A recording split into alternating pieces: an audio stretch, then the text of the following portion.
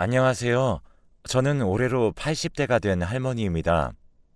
서투른 글솜씨지만 요새 손녀가 라디오도 듣는 재미가 있다며 저에게 와서 몇 번 들려주기 시작했었는데 듣기 시작해보니 또 이만한 낙이 없더군요. 여기 사연들을 오랜 시간 들어보니 제 얘기도 한번 해볼까 하고 이렇게 사연을 보냅니다. 저는 8남매 중 7째 딸이었어요. 저희 집은 딸부잣집이었어요. 아들 욕심이 크셨던 부모님도 저에게 마지막 딸이길 바란다며 끈 말자를 사용해서 말자라고 이름을 지으실 정도였죠. 제 밑으로는 귀하디 귀한 아들이 태어났고 귀남이라고 이름을 지어주셨어요. 참으로 서러웠어요. 귀남이는 그렇게 어려웠던 시절에도 쌀밥을 먹이고 저희는 보리밥이나 아니면 감자 같은 것만 먹였으니까요. 그러다 부모님은 우연히 장에 가셨다가 동네 마을에서 같이 놀았었던 친구를 만나게 되었고 그 친구의 소개로 저를 그 집에다가 시집을 보내셨어요. 22살이면 그렇게 어린 나이도 아니었어요. 그렇게 시집을 갔는데 다행히 시댁 어른들은 좋은 분들이셨어요. 게다가 집도 경제적으로 조금 여유가 있었죠. 시댁 식구들 전부 저에게 잘해주셨어요. 남편은 그때 당시에 잘 나가는 회사에 다니고 있었어요. 정말 잘 나가던 사람이었죠. 그렇게 5년이 넘는 결혼 생활을 했지만 저희에게 아이가 생기지 않았어요. 아무래도 시댁 쪽은 대대로 아들만 낳는 집안이었기에 저도 당연히 아들을 낳을 줄 아셨는데 아들은 개뿔, 임신조차 못하고 있으니 점점 눈치를 주기 시작하셨어요. 큰 소리를 내거나 하진 않으셨지만 가끔 얼굴을 보는 날이면 혀를 끌끌 차시며 못마땅해 하셨죠. 그런 날이면 저는 정말 밤에 물 한 잔 떠놓고 매일 달님에게 치성을 드렸어요. 그랬더니 정말로 제 기도가 이뤄진 것인지 떡하니 임신이 되는 게 아니겠어요? 정말 신기했더랬죠. 속으로 정말로 달이 내 기도를 이뤄준 건가 하며 기뻐했었죠. 다행히 저는 25살 나이에 첫째 아들을 출산했어요. 시댁에서도 정말 기뻐하셨던 게 기억이 납니다. 출산 후 얼마 지나지 않아 둘째를 갖게 되었고 당연히 저도 아들을 낳을 줄 알았는데 딸을 낳게 되었어요. 연년생으로 출산했죠. 시댁에서는 제 딸을 거들떠보지도 않더군요. 저는 딸이 시댁에서 받지 못하는 사랑을 부족함 느끼지 않도록 채워주려고 노력했습니다. 그렇게 27살이 되었을 무렵 남편 회사에 부도가 났습니다. 남편의 회사에서는 정리해고에 만회하며 엄청 시끄러워졌었는데 어쩔 수 없이 제 남편이 정리해고를 당하고 말았죠.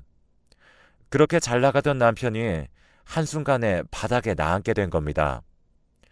그런데 너무 기가 막힌 건 시댁도 그렇고 남편도 그렇고 이 모든 것을 제 딸아이의 탓을 하는 겁니다. 제 딸 때문에 이렇게 된 것이라고 하면서 말이죠. 그렇게 5년 정도 정말 온갖 구박을 받으면서 지냈어요. 모욕적인 말도 많이 들었고 그런 말을 혹여나 제 딸이 들을까 싶어 시댁이 오는 날이면 친정으로 보내곤 했었죠. 이렇게 버틸 수밖에 없었던 건 시댁은 IMF가 터질 당시에도 끄떡없었는데 주식이라고 하나요? 그런 걸 해가지고 어떻게 메꾸었다고 해요. 그러다 보니 저희에게 달마다 생활비도 주시고 그랬던 터라 그런 모욕적인 말을 감수해가며 참을 수밖에 없었죠. 그렇게 예쁜 딸은 국민학교에 들어갈 나이가 되었어요. 그런데 시댁에서는 박복한 팔자가 공부한다고 바뀌겠냐며 제 딸을 국민학교에 보내지 않겠다고 하는 게 아니겠어요. 그와 관련해서는 돈도 주지 않을 테니 그냥 잡일이나 배워서 집안 살림이나 도우면 천만다행이라고 저희 모녀를 무시했었죠. 친정도 시댁과 별반 다르지 않았습니다. 저는 더는 참을 수가 없었습니다. 아무리 그래도 여자도 사람인데 친정도 시댁도 너무너무 경멸스러워졌습니다. 제가 해주는 밥 먹으면서 회사 다니고 제가 빨래해둔 옷 입고 출근하고 제 손길 하나 안 간 것이 없었는데 시어머니도 같은 여자면서 어떻게 손녀를 그렇게 하대하고 저를 무시하는지 굶어 죽는 한이 있더라도 그냥 갈라서려고 했었죠. 남편에겐 이제 갈라서자고 했습니다. 남편은 절 무시하더군요. 집안일만 하던 사람이 나가서 무슨 돈을 벌겠다 그래? 그냥 잠자코 있어. 라며 절대 이혼은 안 된다고 하더라고요. 아들한테는 끔찍했거든요. 아무리 그래도 그 당시 때 이혼을 했다고 하면 아들이 손가락질 받을까봐 걱정했던 것 같아요. 저도 아들이 그렇게 되길 바라진 않았어요. 그래서 그럼 별거라도 하자고 했죠. 그냥 남처럼 사는 것과 똑같았습니다. 그렇게 별거를 하고 어떤 장사를 해야 할까 보던 참에 이렇게 어려운데도 오징어 튀김만을 팔며 대박 났다는 기사를 보게 되었습니다. 그분도 저처럼 혼자서 아이들을 키운 사람이었죠. 저도 그 기사를 보자마자 저도 이분처럼 할 수 있겠구나라는 용기가 생겼고 물어 가서 제발 비법 좀 전수해달라고 빌었어요. 처음엔 안 된다며 내치셨어요. 그런 사연 들고 와서 레시피 뺏어가려는 사람들이 너무 많았다며 저를 믿지 못하셨습니다. 저에겐 그거 하나밖에 희망이 없었기에 눈치를 주며 내쫓아도 그분 옆에서 장사를 도왔습니다. 그렇게 한두 달 버티는 저를 보고서는 알겠다며 레시피를 전수해 주셨어요. 저는 그렇게 그분께 받은 레시피로 장사를 시작했습니다. 더욱 감사한 것은 본인도 이렇게 어려웠던 시절 돈 한 푼 보태주는 사람이 없어 힘드셨다고 나중에 장사하면서 갚으라고 하시며 트럭이랑 식자재 값을 선불로 내주셨어요. 장사를 한 지 한 달 정도 되니 그 당시에 300만 원 정도였던 돈을 한 번에 갚았죠. 이렇게 저는 홀로서기에 성공했습니다. 딸하고는 더욱 돈독해졌죠. 그렇게 가고 싶다던 국민학교도 보내고 딸이 배우고 싶다는 건 뭐든 가르쳤습니다. 여자라고 아무것도 가르쳐주지 않았던 게 한이 맺혔던 터라 내가 해보지 못하고 배워보지 못했던 건 전부 우리 딸이 부족함 없이 배울 수 있도록 지원해 주었죠. 그렇게 저희 딸은 어느덧 어엿한 숙녀가 되었고 20살이 되었습니다. 엄마에게 효도하고 싶다며 공부를 그렇게 열심히 하더니 서울에 있는 명문대에 수석으로 턱하니 입학을 하게 되었습니다. 얼마나 자랑스러웠는지 모릅니다. 그러던 어느 날 갑자기 저에게 아들이 찾아왔습니다. 그러면서 자기도 저랑 살겠다고 하는 겁니다. 집안 어른들이 난리칠 걸 생각하니 눈앞이 캄캄해졌죠. 손자까지 뺏었다며 난리칠 게 뻔했으니까요. 가끔 이렇게 아들이 왕래하긴 했었지만 이렇게 저희 집에서 아예 살겠다고 한 건 처음이었던지라 저는 아들에게 무슨 일이 있는 거냐고 물었습니다. 평소 이렇게 집에 오면 얼굴만 보고는 휙 하고 가버렸는데 별안간 무슨 일이라도 생겼나 싶더라고요. 아들은 저에게 앞으로 친할머니랑 친할아버지가 오면 절대로 받아주지 마 라고 이야기를 하더군요. 이놈이 그 사이에 철이 들기라도 했나 싶었죠. 그런데 아들의 이야기를 끝까지 듣고 나니 기가 찼습니다. 그래도 법적인 부부인데 남편은 그동안 새살림을 2번이나 차렸었다고 하더라고요. 첫 번째 동거녀는 남편 집안의 재산을 보고 만나왔던 터라 악착같이 돈만 뜯어내려고 했다가 헤어지고, 두 번째 동거녀는 어디 술집에서 가서 만난 여잔데 자기 오빠가 진짜 좋은 사업한다며 꼬셔서 시댁 식구 돈까지 다 끌어모아 들고 튀었다고 하더군요. 그렇게 시댁이 쫄딱 망하고 나니 자기들끼리 모여 말자가 하는 장사가 그렇게 잘 된다고 하더라. 너희 부부 어려울 때 우리가 따박따박 준 돈이 얼마냐? 말자한테 요구할 권리가 있지 않겠냐? 그리고 아직 너희 부부인데 다시 합쳐라 라고 했다는 겁니다. 그래도 꼴의 남편이라고 남편은 우리가 그 사람한테 해준 게 뭐가 있냐? 라며 반박을 했다고 해요. 그래도 워낙 시댁 식구들 기가 세서 남편은 기가 죽을 대로 죽어있다고 하더군요. 정말 생각하면 생각할수록 시댁 식구들이 미웠습니다. 자신들이 준 양육비 저희 모녀한텐 한 푼이라도 들어갈까봐 그렇게 감시하면서 줬던 돈인데 그 돈으로 편하게 우리 모녀 뭐 먹어보지도 못하고 다 남편과 아들 입으로만 족족 들어갔는데 정말 어이가 없어도 이렇게 없을 수가 없었습니다.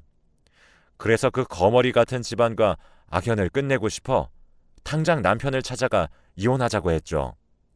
남편은 저를 붙잡더니 자상한 목소리로 속상한 일이 있으면 다 나한테 말해요. 내가 그동안 너무 모질었지? 라며 손을 잡아오는 것이 아니겠어요. 그 말에 조금 흔들리긴 했습니다. 남편은 시댁이 그러자고 했을 때 반대했다고 하니까요. 그래서 한번 고민해보겠다며 시간을 더 달라고 집을 나왔습니다. 그렇게 한 이틀 정도 지난 후 아들은 집에서 짐을 챙겨오겠다며 남편의 집으로 향했습니다. 그리고 그날 밤 돌아와서는 아들이 저의 손을 붙잡고 엄마, 그냥 우리 같이 살자 하며 방방 뛰는 게 아니겠어요.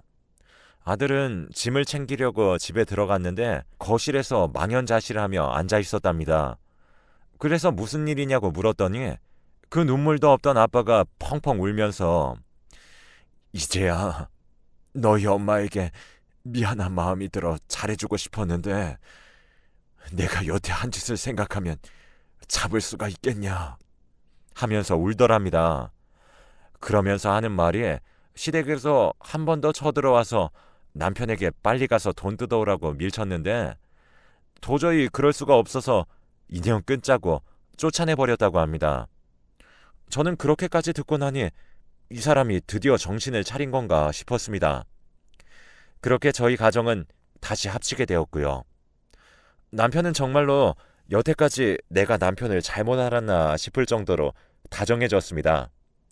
나름대로 일도 열심히 구하려고 하고 딸하고도 데이트도 하며 여태까지 제대로 해주지 못한 것들 몽땅 몰아서 정말 좋은 남편과 아빠로서의 역할을 해줬어요. 그렇게 한 달 정도 합쳐서 지냈는데 일을 끝내고 돌아온 어느 날 집안이 쑥대밭이 되어 있는 게 아니겠어요. 남편과 아들에게 전화를 해도 받질 않았습니다.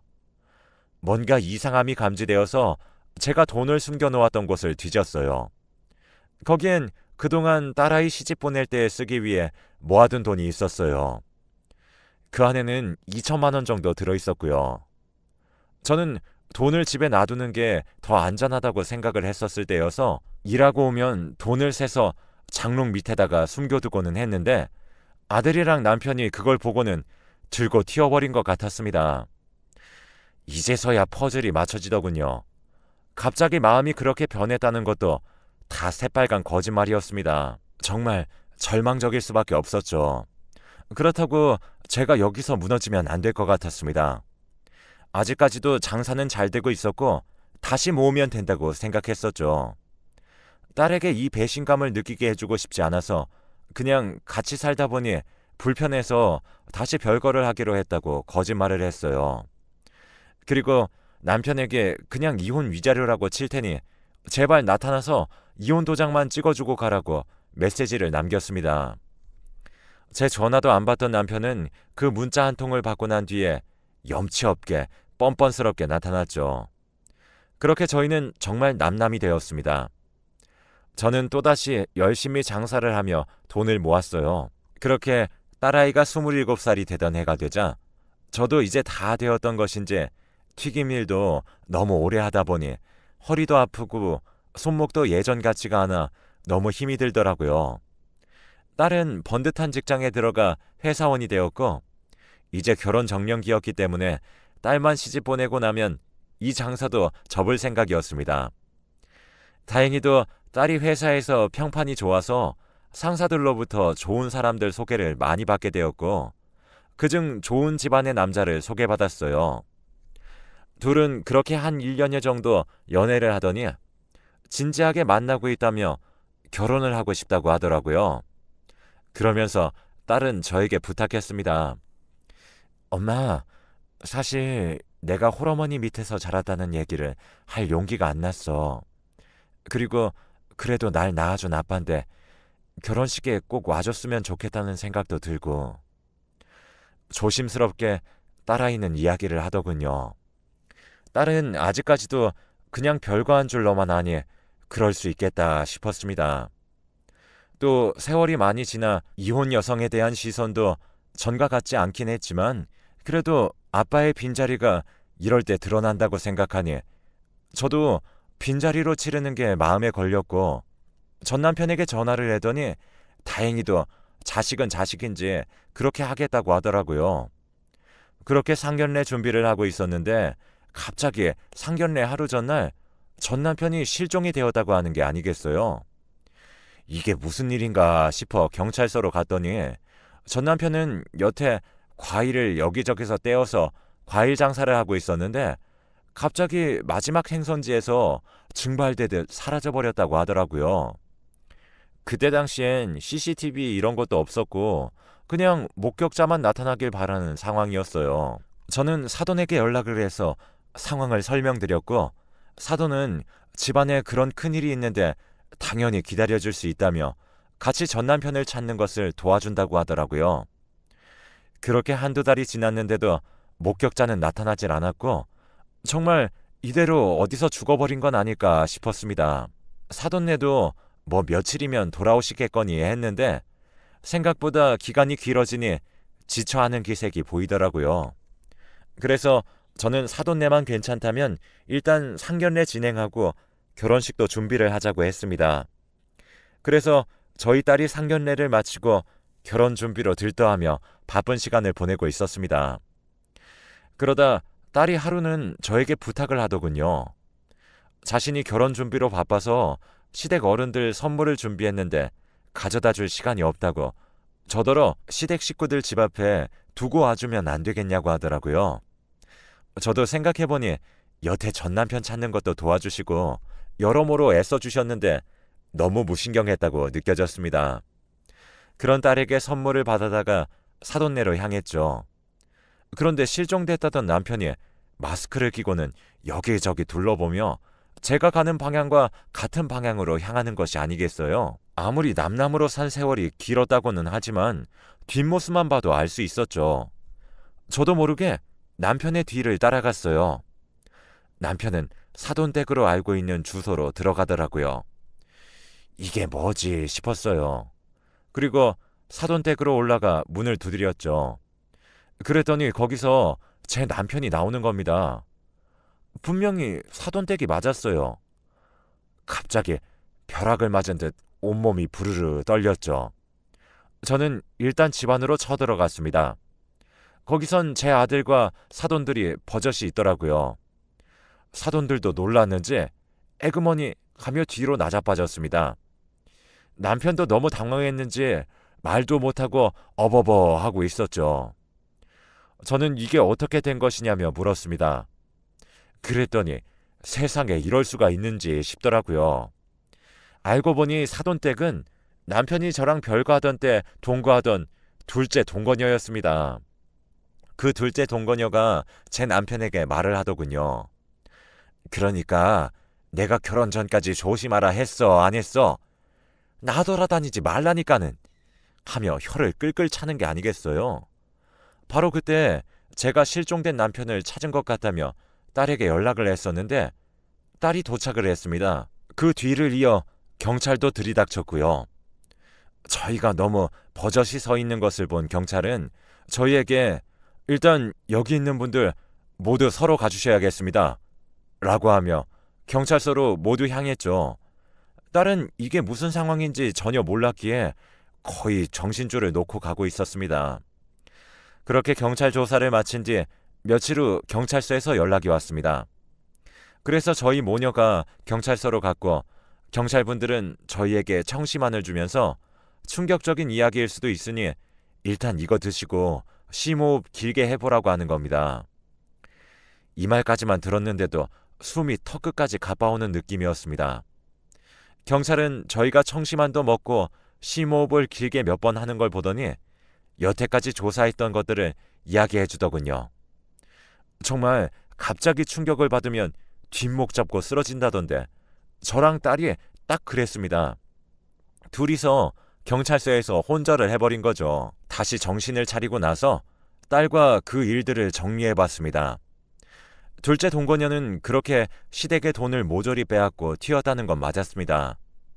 근데 알고 보니 남편이 집안 재산을 빼돌릴 수 있도록 도왔다고 하더군요. 그렇게 들고 튄 돈으로 뭘 했냐 하니 도박장으로 가서 둘이 킥킥거리며 놀다가 하루 만에 그 큰 돈을 다 잃어버리고 나왔다고 하더군요. 그래서 저에게 붙어서 그 2천만 원을 도둑질한 거고요. 둘째 동거녀와 새살림을 꾸리고 싶었던 터라 돈이 좀 필요했고 시댁이 같이 붙어서 제 돈을 뺐으면 나눠 먹기를 해야 하니 시댁에게는 그 사람 건들지 마라 하며 제 돈을 훔쳐 달아난 것이라고 하더군요. 그게 다 둘째 동거녀 그 여자 머리에서 나온 계획이었답니다. 정말 여기까지만 들어도 혈압이 바짝바짝 오르는 기분이었어요. 그래서 이혼 도장도 쉽게 찍어준 거였고요. 저랑 이혼한 후 남편은 둘째 동거녀와 혼인신고해서 지금 이 집에서 새 살림을 차리게 되었다고 하더군요. 근데 그렇게 집을 사고 나니 돈이 없어져서 그걸로 둘이 싸웠다고 합니다. 그래서 그 여자의 아들, 그러니까 지금의 예비 사위가 인물도 좋고 멀끔하니 그걸 돈벌이에 이용할 생각을 했다고 하더라고요. 그렇게 예비 신분의 등을 쳐먹으며 살려고 계획을 했다가 저에게 들켰었던 것이었습니다. 워낙 사기꾼 집안들이라 신분 세탁하고 서류 조작하는 건 문제도 아니었죠. 그래서 저희도 그렇게 알아봤지만 먼지 하나 나오지 않았던 거였고요. 그러다가 예비 사위가 새로운 먹잇감을 발견했다며 사진을 보여주는데 전 남편이 보니 자기 딸이었다는 겁니다. 그런데 이 못된 놈이 자기 딸이면 보호해주려고 했던 게 아니고 그 집안은 자기가 안다며 주동을 했다고 하더라고요. 정말 이런 천벌받을 놈이 있나 싶었어요. 딸인 걸 알게 된 사돈네는 똘똘 뭉쳐 어떻게 돈을 뜯어낼까 고민하고 있었던 차에 머리 아픈 일이 생긴 거죠. 딸이 본인의 친아버지를 결혼식에 모시고 싶다고 했으니까요. 뒤에서 남 등쳐먹는 건 잘했지만 연기를 잘할 자신은 없었다고 하더라고요. 그래서 남편은 그날 치밀하게 동선까지 짜고 사라진 척을 한 거였죠. 경찰도 예상이나 했겠습니까? 사돈댁에 있으리란 사실을요. 그렇게 전 남편과 사돈네 예비사위 모두 사기죄로 고소했고 여태까지 사기를 당한 사람들이 그 소식을 듣고 자기도 사기를 당했다며 고소하는 통에 최종 7년이라는 징역을 선고받게 되었습니다.